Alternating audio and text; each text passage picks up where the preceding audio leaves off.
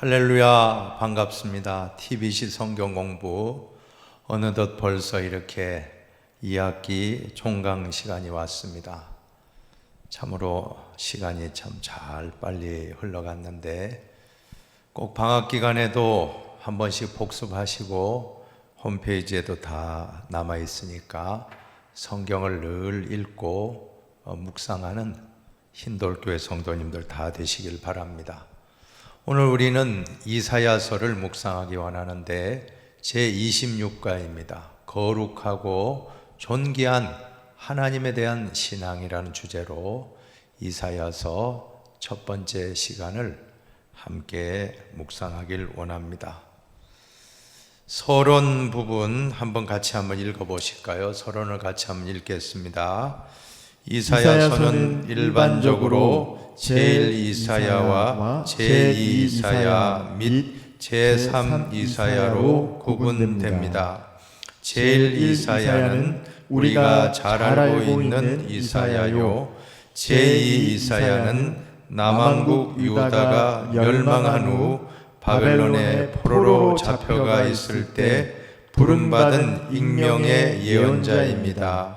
그리고 제3이사야는 포로 생활을 마치고 돌아온 귀양인들을 상대로 활동한 익명의 예언자를 지칭합니다.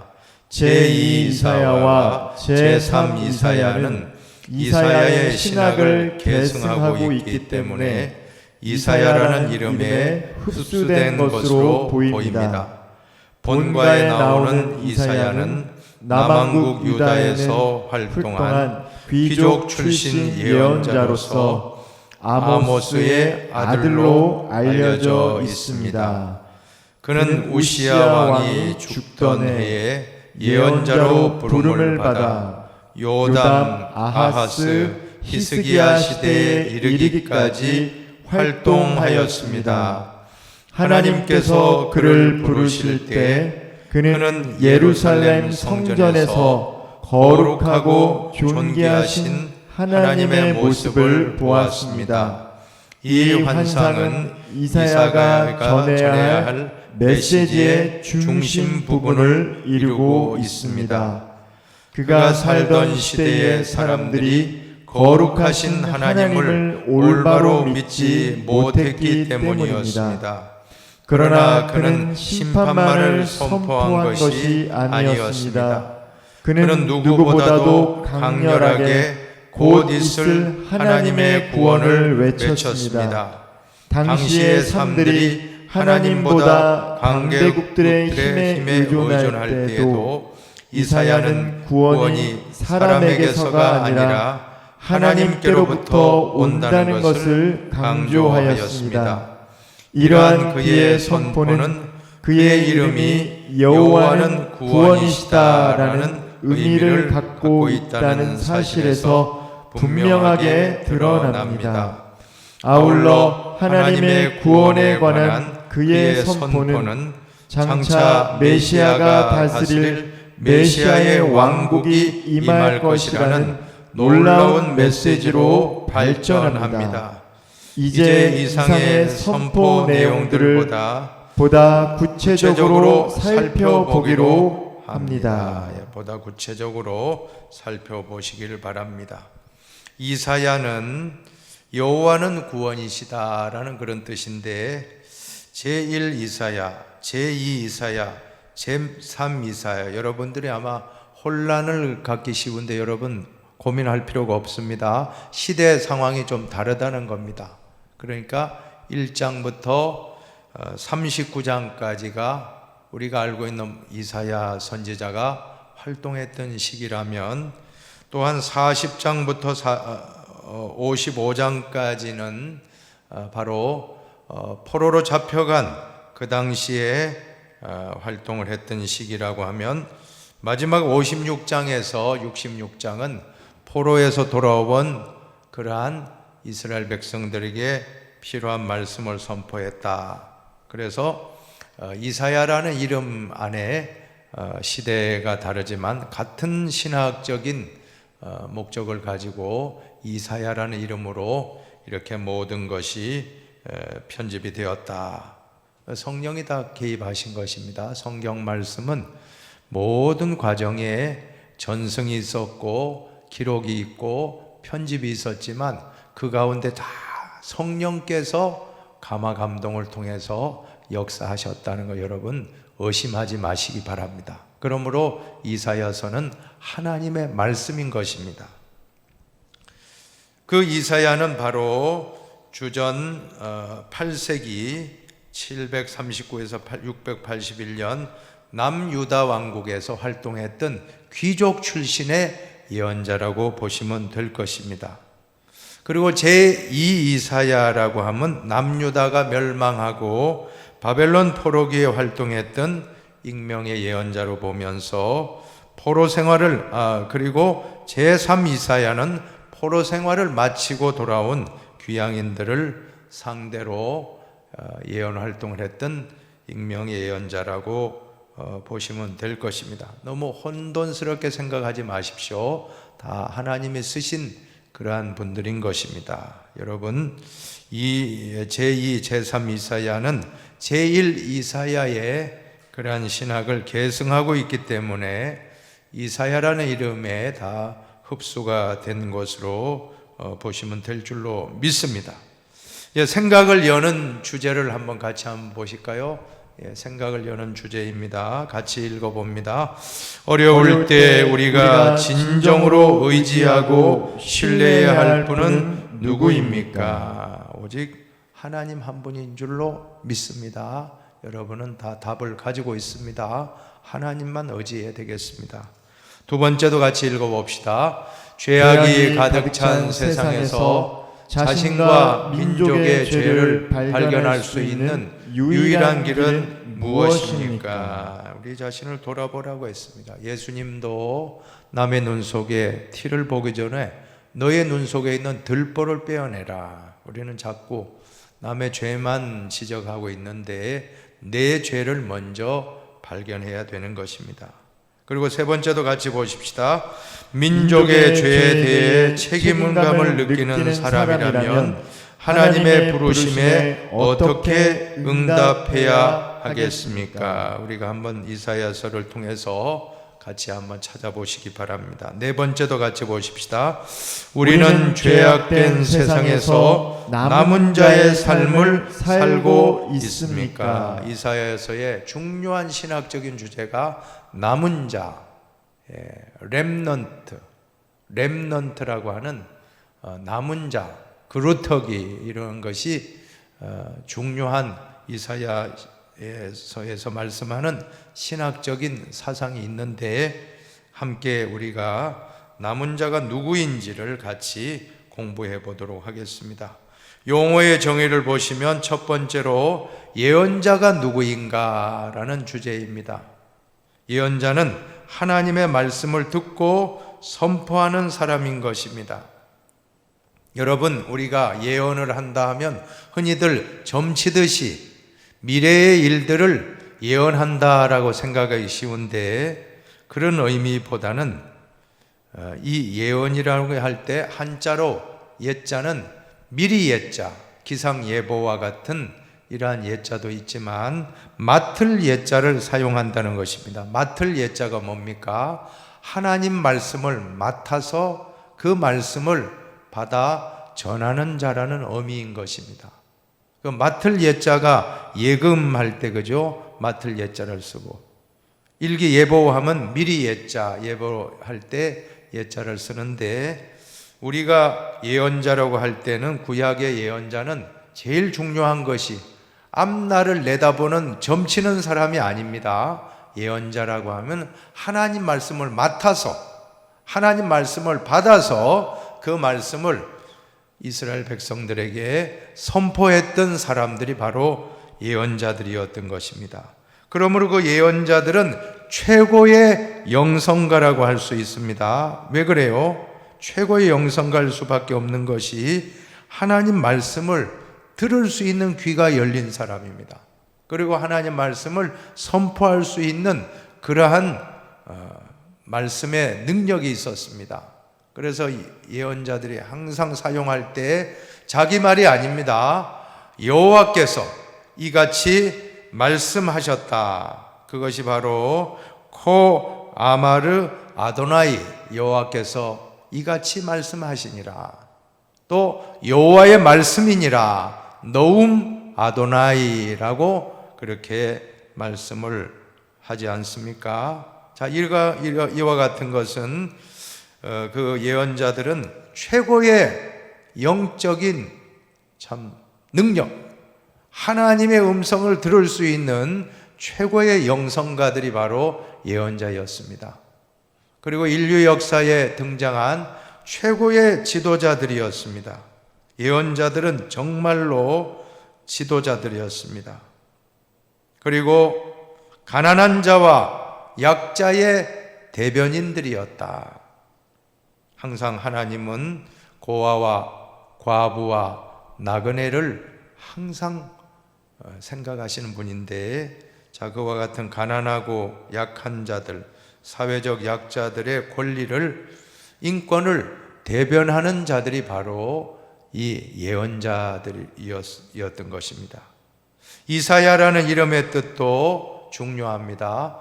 야훼는, 여호와는 구원이시다는 그런 뜻입니다.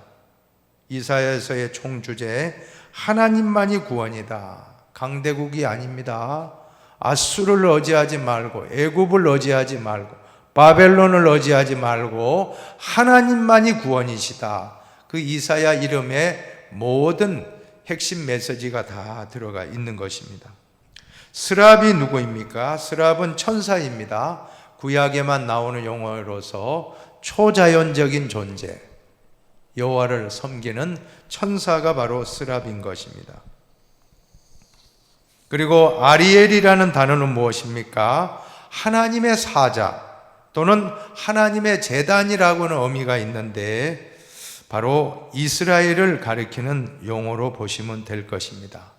이제 시대적인 배경을 조금 살펴보시면, 북이스라엘은 주전 746년 여로보암 왕, 여기에 나오는 여로보암은 여로보암 2세입니다. 북왕국이 시작될 때 왕은 여로보암이고, 8세기 당시의 왕은 여로보암, 이름이 같은 동명이인입니다. 여로보암 2세라 그래요. 이 여로보암 2세가 죽던 해부터 737년, 불과 10년 동안에 쿠데타가 5번이나 일어납니다. 왕이 바뀌고 무정부 상태에 빠지고 정통성이 없으니까 계속 쿠데타가 일어나는 것입니다. 장군들이 왕을 배반하고 죽이고 지가 왕이 되고, 그런데 며칠 있다가 또 죽임 당하고 다른 사람이 또 왕이 되고, 이것이 반복되는 그런 것이 북왕국의 모습인데, 한마디로 무정부 상태에 빠졌다. 그러다가 결국 주전 722년에 아수르 왕에 의해서 멸망을 당하고 맙니다. 이사야 1장은 또한 남왕국 유다의 죄악성을 폭로하고 있다라고 하는 것입니다. 여러분, 남왕국이 어떠했습니까? 이사야가 이렇게 말합니다. 한번 같이 읽어봅시다. 1장 3절입니다. 소는 그 임자를 알고 나귀는 그 주인의 구유를 알건만은 이스라엘은 알지 못하고 나의 백성은 깨닫지 못하는도다 하셨도다. 한마디로 유대 사람들이 지금 나귀만도 못하고 소만도 못하다, 짐승만도 못하다라고 하는 비유인 것입니다. 나귀도 주인을 알고 소도 주인을 알아보는데 왜 영적인 택한 백성은 하나님을 알아보지 못하는가라고 하나님의 말씀을 시작하고 있습니다. 그 당시에 부자들은 지나친 사치에 빠졌고 가난한 자를 학대했습니다. 재판은 썩었고 종교는 호국 종교로 전락하고 성직자는 타락하고 제사와 의식만 있지 야훼 신앙은 버렸던 것입니다. 자, 이러한 시기에 이사야는 남왕국 유다에서 예언자로 부름을 받고 활동을 했던 것입니다. 13절을 한번 보세요. 1장 13절 한번 같이 그 당시를 잘 보여줍니다. 같이 봉독합시다. 헛된 재물을 다시 가져오지 말라. 분양은 내가 가증히 여기는 바요. 월삭과 안식일과 대로 모이는 것도 그러하니 성회와 아울러 악을 행하는 것을 내가 견디지 못하겠노라. 아멘. 예배는 잘 드리고 제사는 잘 드린다고 하는데 바깥에 나가서는 고아와 과부를 학대하고 부정부패를 저지르고 정직하지 못한 삶을 부만 추구하고 자기 복만 내만 잘 먹고 잘 살면 된다, 이런 사상에 가득 찼다는 것입니다. 우리는 항상 예배와 더불어서 예배자의 삶이 언제나 일치하도록 노력해야 됩니다. 물론 100% 일치하기는 어렵죠. 그래도 최소한 우리는 세상에 나가서 하나님의 백성답게 우리는 살아가야 될 의무가 있고, 그것까지 가서 실천할 때 우리의 예배는 완성된다고 합니다. 예배자와 예배자의 삶이 완성되기를 축원합니다. 예배는 잘 드리고 이제 밖에 나가서 세상에 살아가는 동안은 전혀 세상 사람과 구별되지 않는 모습이라고 하면 우리는 이사야 시대에 그 유대 사람들이 저지른 그러한 죄를 우리도 저지르고 있다라고 하는 것입니다. 예배와 예배자의 삶이 항상 일치하고자 몸부림치는 저와 여러분이 되기를 축복합니다. 이제 본문으로 들어가셔서 첫 번째 단락은 이사야의 소명과 하나님에 대한 신앙입니다. 예언자가 만들어지는 것은 결코 쉬운 것이 아닙니다.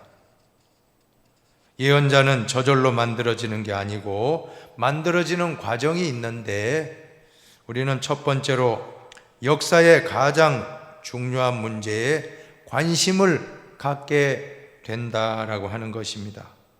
그 시대의 가장 중요한 문제가 무엇인가라고 관심을 갖게 되는데, 그런데 그 문제 때문에 절망하고 기도하게 된다는 것입니다. 여러분의 기도 제목이 지금 어떤 것입니까? 그저 잘 먹고 잘 살고 사업 잘 되고 건강하고 자녀 취업 잘 되고 그런 협소한 기도 제목이 아니라 보다 더 넓혀서 하나님 나라의 확장을 위하여, 세계 복음화를 위하여, 한국 복음화, 민족 복음화를 위하여, 가정 복음화를 위하여, 이러한 지역 복음화를 위해서 기도한다라고 하면 문제를 알게 되고 그 문제 때문에 우리는 기도하게 될 것입니다.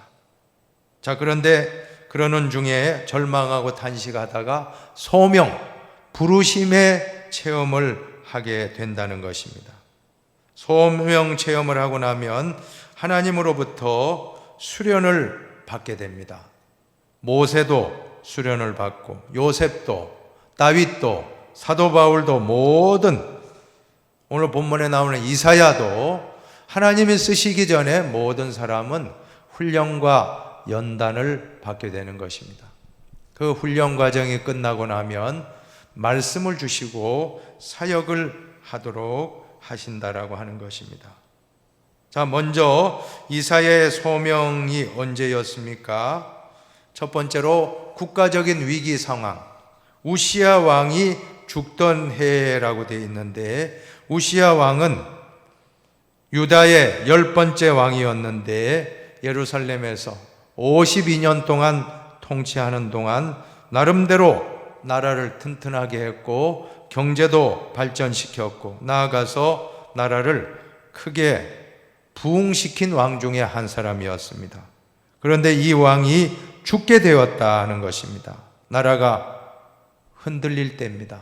위기 상황, 지도자가 부재하는 그런 상황 가운데 이제 이사야는 두 번째로 성전에 올라가서 기도했다라고 하는 것입니다.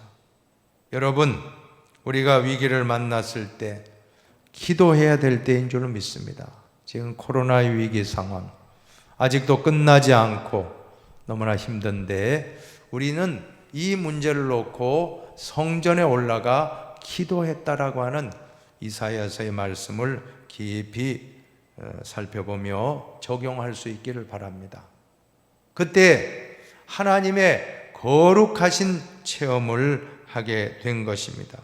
보좌에 하나님 높이 앉으셨는데 그 옷자락이 성전에 가득했고 하나님의 보좌 주변에는 스랍들, 천사들이 수종 들고 있었는데 천사의 날개가 6개였다고 합니다. 두 날개로는 자신의 얼굴을 가렸습니다. 그것은 바로 겸손한 모습. 두 번째로는 두 날개는 발을 가렸고 자신의 부끄러움을 가렸고 또 두 날개는 날아다녔다. 이리저리 섬기기 위해서 수종드는 천사의 모습입니다. 그리고 그 천사들이 큰 소리로 외치는데 그것은 바로 거룩, 거룩, 거룩. 하나님의 모습은 거룩입니다. 하나님의 모습은 너무나도 거룩한 모습임을 우리는 깨닫게 되는 것입니다. 그리고 이사야는 자신의 죄악을 발견하게 되는 것입니다. 회개하게 되는 것입니다. 거룩하신 하나님을 만났을 때 우리 인생이 느끼는 부끄러운 모습, 죄인이라고 하는 것. 예수님의 제자들이 갈릴리에서 예수님 만났을 때 뭐라고 합니까? 주여, 나를 떠나소서, 나는 죄인이로소이다. 이것이 바로 정직한 모습입니다. 거룩하신 하나님 앞에 부족한 죄 많은 인간이 고백할 수밖에 없는 그런 모습이 오늘 이사야의 모습 중에서도 나타나지 않습니까? 화로다 나여 망하게 되었도다. 나는 입술이 부정한 사람이로다. 나는 입술이 부정한 백성 중에 거주하면서 만군의 여호와 하나님을 배웠음이로다 하면서 스스로가 엎드렸습니다. 그때 속죄의 경험을 해주시는데 하나님은 이사야에게 천사를 시켜서 부젓가락 하나로 그 핀 숲 제단에 있는 숯을 취하여서 이사야의 입에 갖다 대면서 죄악을 다 깨끗하게 씻어 주셨던 것입니다. 뭐라고 말씀합니까? 내 악이 제하여졌고 내 죄가 사하여졌느니라. 속죄의 경험입니다. 그러면서 내가 누구를 보내며 누가 우리를 위하여 갈고 할 때 내가 여기 있나이다. 나를 보내소서. 주님의 부르심과 이사야의 응답의 장면이 이어지는 것입니다. 자, 이 과정은 참 우리가 주의 종들도 다 이 과정을 다 거쳤습니다.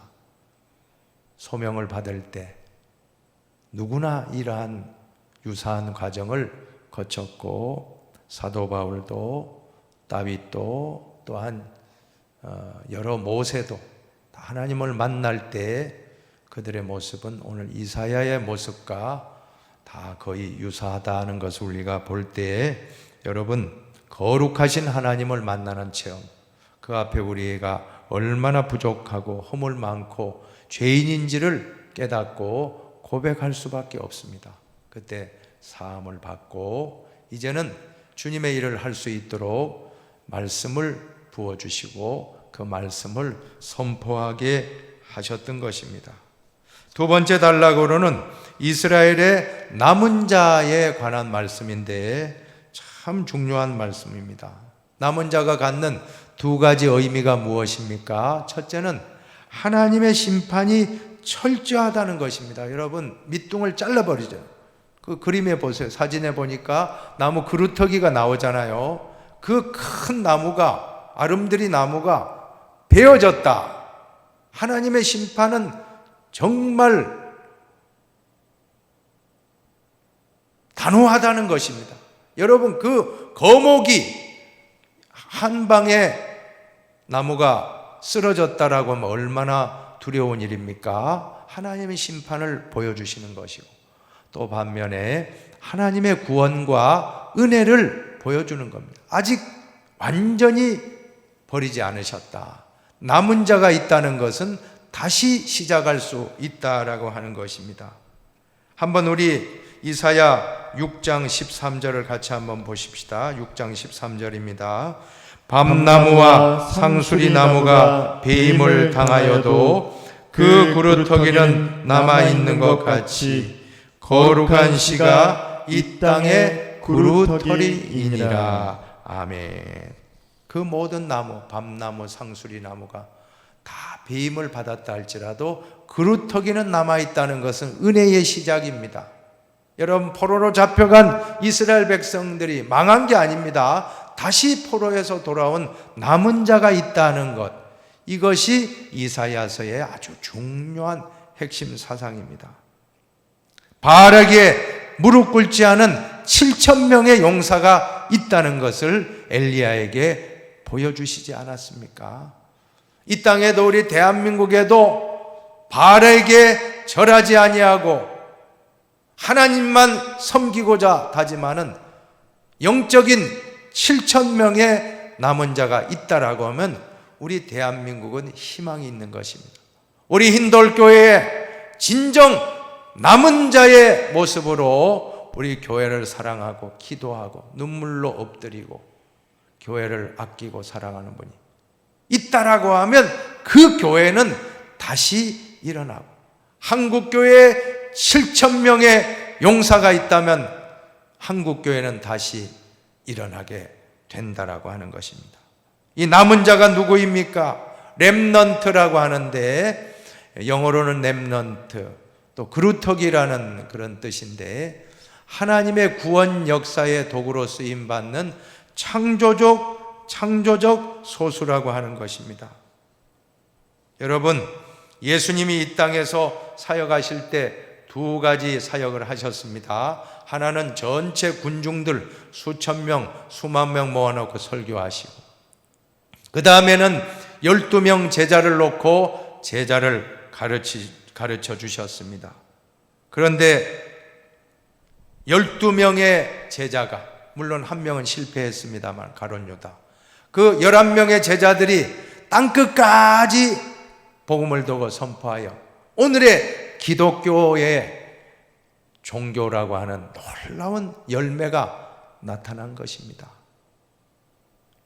창조적 소수, 정말 구원사의 도구로 쓰임받는 작은 남은 자가 하나님의 일을 하게 됐다. 이것이 바로 남은 자 사상입니다. 두 번째로는 신앙의 순결을 끝까지 지킨 자들입니다. 신앙의 순결, 바알에게 무릎 꿇지 않은 7,000명의 용사와 같이 끝까지 영적인 나시린의 사명을 끝까지 지키는 순수한 믿음의 용사들, 남은 자입니다. 또 꿈을 가지고 깨어있는 사람들입니다. 슬기로운 5 처녀와 같이 등불과 기름을 같이 준비하고 있는 깨어있는 사람, 주님의 오심을, 이 대림절에 주님의 오심을 기다리는 분, 주님이 다시 오심을 기다리는 깨어있는 신앙의 용사들, 이 사람들을 하나님은 사용하여 구원사의 도구로 쓰시는 것입니다. 이제 세 번째 단락으로는 메시아의 도래와 메시아 왕국입니다. 교재에는 3, 4로 나눠져 있지만 두 가지를 묶어서 같이 보시겠습니다. 메시아라고 하는 것은 히브리어로 기름 부음을 받은 자라는 뜻입니다. 헬라어로는 크리스토스, 즉 그리스도입니다. 그러니까 메시아와 그리스도는 같은 단어라고 보시면 됩니다. 둘 다 기름 부음 받은 자라는 뜻인데, 이사야 9장과 11장의 메시아 예언이 그대로 예수님으로부터 다 성취됩니다. 여러분, 이사야 선지자는 정말 메시아 예언을 많이 한 선지자로 예수님 태어나시기 700년 전에 활동하면서 예수님이 오실 것을 낱낱이 다 이렇게 예언을 했습니다. 그것이 그대로 이루어졌던 것입니다. 우리가 베드로가 신앙 고백할 때 주는 그리스도시요 살아계신 하나님의 아들이시니다 할 때 그리스도가 바로 메시아입니다. 히브리어로는 메시아, 구약에는 메시아, 신약에는 그리스도, 즉 예수님이 구세주다라고 하는 것입니다. 오늘 우리도 이 시간 예수님 안에서 모든 것이 다 완성되었음을 의심하지 마시기를 바랍니다. 예수님 십자가에서 다 이루었다 말씀하실 때 모든 말씀이 예수님 안에서 다 성취되었던 것입니다. 두 번째로 보세요. 메시아 왕국을 보시기 바랍니다. 평화를 뜻하는 히브리어 샬롬이라고 하는 단어는 단순히 전쟁이 없는 상태를 의미하지 않습니다. 그것은 전쟁이 없는 상태를 넘어서서 세상의 모든 것이 완전한 조화를 이루어서 부족함이 없는 상태가 바로 샬롬입니다. 한번 해봅시다. 샬롬, 샬롬, 샬롬, 샬롬. 히브리어로 평화라는 뜻인데 이것은 단순한 전쟁이 없이 그저 평화의 시대다 하는 그런 개념이 아니고 세상 모든 것들이 다 완전한 조화를 이루어서 부족함이 없는 완벽한 상태, 그것이 바로 샬롬이라고 하는 것입니다. 얼마나 여러분 샬롬이 좋습니까? 우리 마음속에 예수님을 모시면 샬롬이 이루어지는 것입니다. 높은 산이 거친 들이 초막이나 궁궐이나 내 주 예수 모신 것이 그 어디나 하늘나라 샬롬입니다. 오늘 우리도 샬롬을 경험하시기를, 예수님 안에 샬롬이 있습니다. 또 메시아 왕국이 오면 어떻게 됩니까? 민족들 사이에 화해가 이루어지고 싸움과 전쟁을 포기하는 일이 일어난다는 것입니다. 한번 같이 이사야서 2장 4절을 같이 봉독합니다. 그들이 칼을 쳐서 보습을 만들고 그들의 창을 쳐서 낫을 만들 것이며 이 나라와 저 나라가 다시는 칼을 들고 서로 치지 아니하며 다시는 전쟁을 연습하지 아니하리라.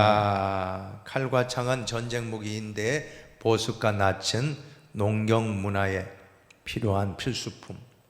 전쟁으로 칼을 만들고 창을 만들던 것이 이제는 낫과 보습을 만들어서 평화의 시대를 열게 될 것이다 하는 상징적인 의미가 있습니다. 얼마나 참 감사합니까? 그리고 모든 민족이 하나님의 성전으로 다시금 나오게 될 것을 또 약속하고 있습니다. 또 메시아 왕국이 오면 어떻게 됩니까?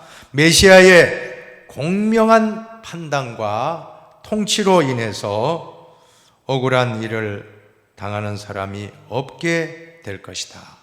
공평한 판단과 통치, 메시아의 공평성, 메시아의 공의로움, 정직함, 이런 것들이 그대로 이루어질 것임을 말씀하는 것입니다.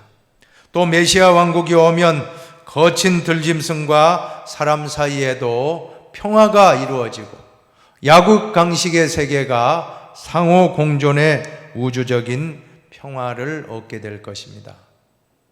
이것은 물이 바다를 덮을 것 같이 여호와를 아는 지식이 세상에 충만하게 될 것이기 때문인 것입니다. 사랑하는 여러분, 이사야 11장 6절에 놀라운 변화를 우리 한번 같이 읽어보십시다. 하나님의 샬롬입니다. 같이 읽어봅니다. 그때 이리가 어린 양과 함께 살며 표범이 어린 염소와 함께 누우며 송아지와 어린 사자와 살진 짐승이 함께 있어 어린 아이에게 끌리며. 무슨 말입니까? 그때에는 이리떼와 어린 양이 같이 뒹굴고 또 표범과 어린 염소가 함께 눕고 송아지와 어린 사자가 또한 함께 있게 되고, 더 나아가서 어린이가 독사굴에 어린이가 손 넣고 장난쳐도 물지 않는 곳, 얼마나 이곳이 바로 완전한 샬롬, 하나님의 샬롬 언제 이루어집니까? 예수님이 오실 때. 예수님이 있는 곳에는 진정한 평화가 있습니다. 그래서 이사야서에 보면 말씀하지 않았습니까? 모사요, 예수님은 기묘자요, 모사요, 전능하신 하나님이시요, 영존하시는 아버지시요. 그분이 오실 때 평강의 왕으로 오신다고 했습니다. 한번 따라합시다. 기묘자라, 기묘자라, 모사라, 모사라, 전능하신 하나님이라, 전능하신 하나님이라, 영존하시는 아버지시라. 영존하신 아버지시라. 그리고 또 한 가지 무엇입니까? 평강의 왕이라. 한번 해봅시다. 평강의 왕이라. 평강의 왕이라. 맞습니다. 예수님이 오시는 곳에 진정한 평안이 이루어지고, 그것이 바로 오늘 독사굴에 어린이가 손 놓고 장난쳐도 물지 않고, 소와 사자가 같이 놀고, 표범들과 염소가 뒹굴고 눕고, 이리떼와 어린 양이 같이 서로 함께 사는 곳, 이것이 진정한 천국의 모습.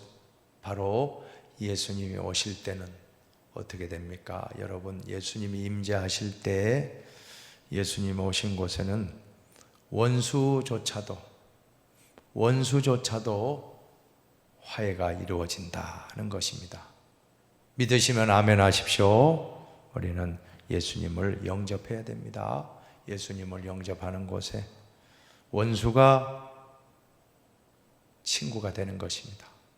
우리 마음에 예수님이 있다라고 하면 모든 문제는 해결될 것입니다. 이것이 바로 메시아 왕국의 완성인 것입니다. 자, 그리고 11장 9절도 읽고 말씀을 보십시다. 물이 바다를 덮은 같이 여호와를 아는 지식이 세상에 충만할 것임이니라. 믿습니까? 바로 그와 같은 역사가 메시아가 오실 때, 예수 그리스도가 오실 때 하나님을 아는 지식이 다 온 세상에 충만하고 그리스도의 푸른 계절이 이 땅에도 이루어질 것입니다. 예수님을 우리는 다시 한번 깊이 영접하는 대림절이 되기를 바라겠습니다. 신학적 의미 첫 번째는 이사야의 신앙관과 역사관입니다. 한번 같이 읽어봅시다. 이사야는 외적으로는 외세의 위협과 침략으로, 내적으로는 부패와 타락으로 인해 총체적 위기에 처해 있던 시대에 위기를 극복하는 길은 외세를 의지하는 것이 아니라 거룩하시고 초월적인 하나님에 대한 믿음에 있다고 외쳤다. 이것이 이사야의 신앙관과 역사관입니다. 사랑하는 여러분, 이사야의 이름의 뜻을 한 번 더 기억해 볼까요? 야훼는 구원이시다. 여호와는 구원이시다. 한번 해봅시다. 여호와는 구원이시다.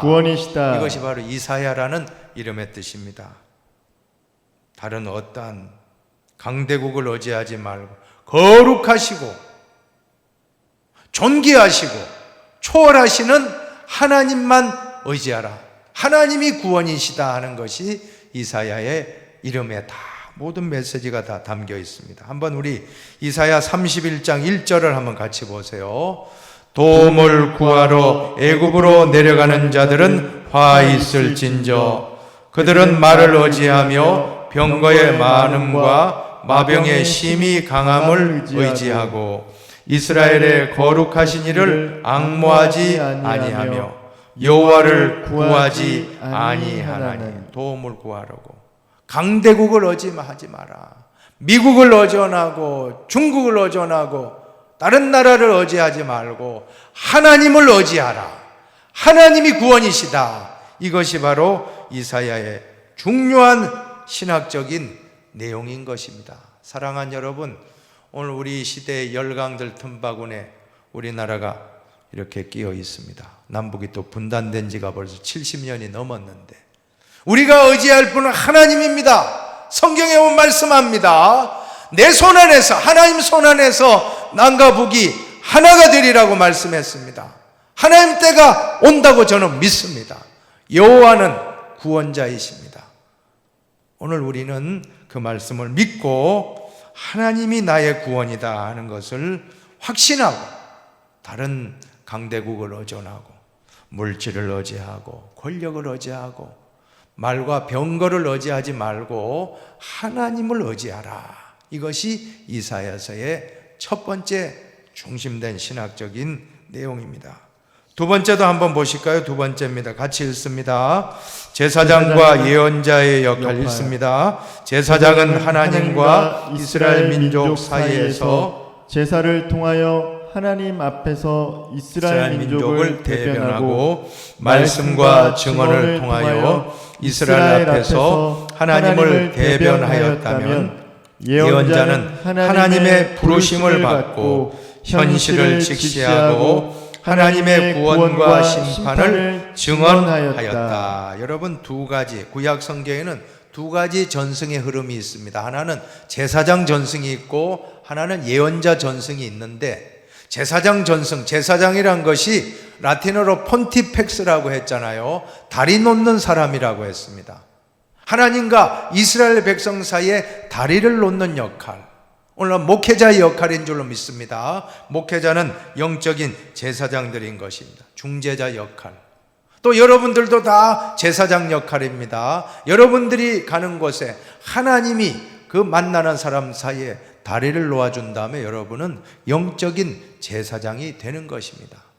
자, 그런 제사장적인 측면이 있는가 하면 말씀의 다리를 놓아주고 예배의 다리를 놓아주고 여러 가지 하나님 만나는 통로가 되는 제사장이 있는가 하면 하나의 또 직분은 예언자인데, 이 예언자는 하나님의 부르심을 받고 현실을 직시했다. 영어로 see라는 건 본다는 거 아닙니까? seer라는 거. 그래서 선지자를 선견자라고 되어 있습니다. 선견자라는 것은 미리 보는 자입니다. 멀리 내다보고 이제 앞을 내다보는 그런 사람이 바로 예언자, 선견자. 그래서 그것은 바로 현실을 정확하게 보고 그리고 미래를 향해서 어떻게 나아가야 될 것인지 하나님의 구원과 심판을 증언하는 그 사역을 했던 것입니다. 자, 이 두 가지 제사장 직분과 예언자 직분이 구약의 이스라엘 백성을 이끌어 나가는 중요한 두 가지 축이다 하는 걸 보시길 바랍니다. 그러므로 오늘날 목회자들도 두 가지 측면이 있습니다. 제사장적인 그런 측면이 있고 또 한편으로는 말씀을 선포하는 예언자적인 그런 사역을 감당하고 있는 것입니다. 이 두 가지가 다 조화를 이룰 때 우리는 하나님이 기뻐하시는 흰돌교회의 목회 사역이 될 줄로 믿습니다. 저를 위해서도 기도 많이 해주시기 바랍니다. 참된 목자가 될 수 있도록 제사장적인 역할 잘 감당하고 그리고 또한 예언자적인 선포의 말씀을 잘 전할 수 있도록 기도해 주시길 바랍니다. 세 번째로 메시아 왕국의 소망과 남은 자는 같이 또 읽어봅시다. 이사야는 하나님의 심판만 선포한 것이 아니라 오고 있는 하나님 나라와 하나님이 통치하시는 새 세계를 보면서 거기에 소망을 두라고 예언하였다. 그리고 그 소망은 배신하기 쉬운 대중이 아니라 남은 자들을 통해 실현해 가신다고 외쳤다. 창조적 소수. 수많은 군중들이 아니라 대중이 아니라 창조적 소수. 저와 여러분이 창조적 소수가 되길 바랍니다. 창조적 소수. 하나님의 구원 역사를 이루어 나가는 창조적 소수. 비록 많은 숫자가 아닐지라도 12 제자를 통해서 하나님이 일하셨습니다. 수많은 이스라엘에 많은 사람들이 있었지만 12 제자를 통하여 전 세계 복음화를 이루게 하셨다라고 하면 얼마나 이 소수가 중요합니까? 소수가 중요합니다. 여러분, 우리는 남은 자의 모습이 되길 바랍니다. 렘넌트, 그루터기, 남은 자를 통하여 이스라엘은 다시금 회복되게 되었던 것입니다. 오늘 우리도 가정의 남은 자가 되길 바라며 교회의 남은 자가 되길 바라며 이 나라 이 백성의 남은 자가 되어서 이 나라를 위하여 기도하는 소수의 창조적 소수가 될 때 우리나라는 희망이 있고 우리 교회는 희망이 있고 한국 교회는 희망이 있는 줄로 믿습니다. 이제 마지막으로 성찰과 나눔을 읽고 마치도록 하겠습니다. 같이 읽겠습니다. 우리의 유일한 소망은 하나님께서 통치하시는 메시아 왕국의 도래에 있다. 사람과 사람 사이, 나라와 나라 사이, 심지어는 인간과 동물 세계 사이까지 화해를 이루는 새 세계의 도래이다. 여러분, 교재 사망과 사망으로 되는데 뜻이 안 맞습니다. 문맥상 사람과 사람, 나라와 나라, 인간과 사람과 동물, 자연과의 관계까지 화해를 이룬다는 것. 여러분 수정하시기 바랍니다. 사람과 사람으로 교재 마지막 부분에 조금 잘못 나와 있습니다. 수정해 주시기 바랍니다. 이것이 바로 메시아 왕국입니다. 어떻게 이러한 세계가 올 수 있습니까? 사람과 사람이 화해가 되고 사람과 나라가 화해되고 또한 사람과 자연계까지도 동물까지도 하나 될 수 있다. 화해될 수 있다는 것은 바로 두 번째입니다. 같이 한번 두 번째 읽어봅시다. 이 메시아 왕국은 예수 그리스도에게서 완성된다. 한번 따라합시다. 다 이루었다. 다 이루었다. 다 이루었다. 다 이루었다. 예수님은 그냥 하신 말씀이 아니에요. 다 이루었다는 말씀 안에 오늘 메시아 왕국이 이 땅에서도 다 이룰 수 있습니다. 예수님이 정말 우리 마음에 임한다라고 하면 원수가 변하여 친구가 되고 사랑하는 형제가 되고 자매가 되는 것입니다.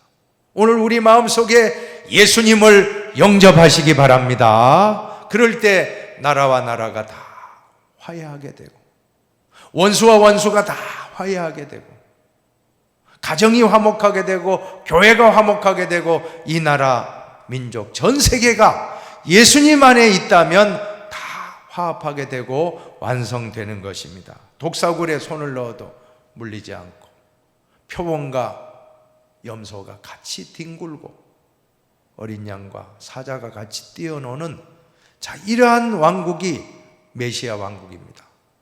바로 이 모습은 예수님의 모습입니다. 우리는 정말 이 대림절에 예수님을 깊이 묵상합시다. 예수님을 영접하고 우리도 이 땅에서 하나님 나라를 체험합시다. 꼭 될 줄로 믿습니다. 이제 세 번째 읽고 마칩시다. 이를 증명하기 위해 하나님은 남은 자를 주신다.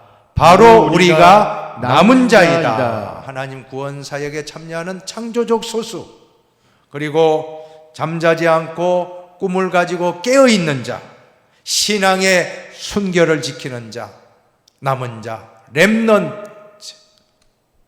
렘넌트, 그루터기, 저와 여러분이 바로 예수 그리스도의 사역을 위해서 부름받은 남은 자다는 걸 꼭 믿으시고 우리의 사명이 있다라고 하면 세상에서 축복의 통로로 사는 것인 줄로 믿습니다. 한번 해봅시다. 세상에서 축복의 통로로 살자. 축복의 통로로 살자. 나는 죽고 예수로 살자. 나는 죽고 가정을 살리자. 나는 죽고 교회를 부흥시키자. 나는 죽고 이웃을 복받게 하자.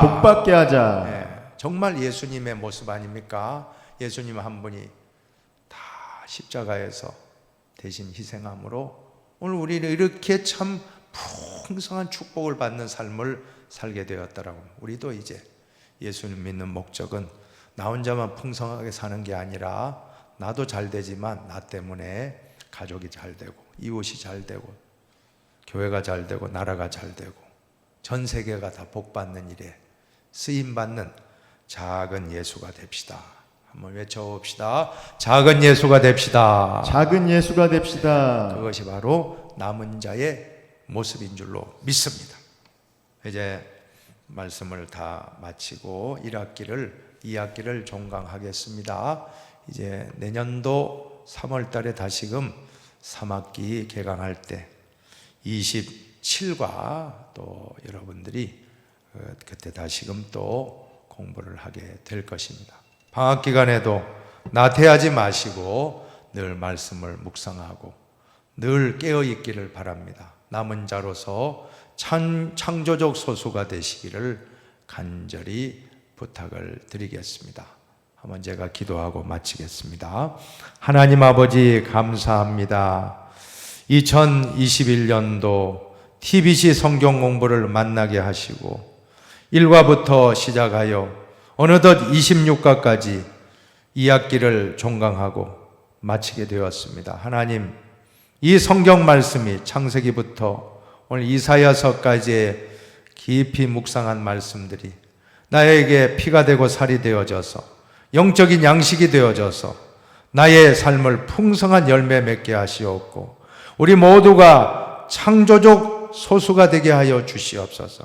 하나님의 구원 역사에 동참하고 도구로 쓰임받는 창조적 소수가 되어져서 하나님으로부터 잘하였도다 칭찬받는 우리 흰돌 성도님들 다 되게 하여 주시옵소서.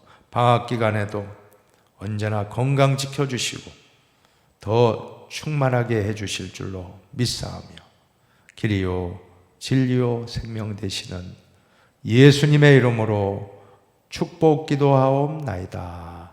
아멘. 예.